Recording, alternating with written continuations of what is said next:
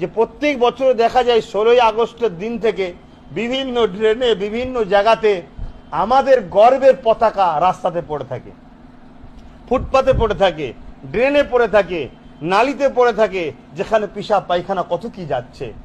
সেই জায়গায় আমি একজন ভারতীয় হিসাবে আজকে প্রতিজ্ঞা করব যে আমি কমসে কম দেশের এই পতাকাকে আমার দ্বারা যেন কোনোদিন অপমান না হয়। 130 কোটি লোক যিনি নিজ নিজ দায়িত্ব নেয় যে আমি যে পতাকাটা কিনবো ওই পতাকাকে যত্ন করব। আর না হয় যদি কেউ কেনে তার পতাকার পাশে দাঁড়িয়ে আমি আমার দেশ স্বাধীনতা দিবস উদযাপন করে নেবো। কমসে কম যেটাকে যত্ন করতে পারবো না সেটাকে আমি হাতও নেবো না। ভক্তি দেখাতে গিয়ে তার অসম্মান যেন না হয়। দেশের এই যে পতাকা, এই পতাকাটা হচ্ছে আমাদের এটা সম্মান, আমাদের এটা মর্যাদা। অতএব এই পতাকাটা রাস্তায় যখন পড়বে, ফুটপাতে পড়বে, ড্রেনে পড়বে, এটা কিন্তু ভারতীয়দের অপমান, আমারও অপমান, আমাদেরও অপমান। অতএব আমার দ্বারাই বা আমাদের দ্বারাই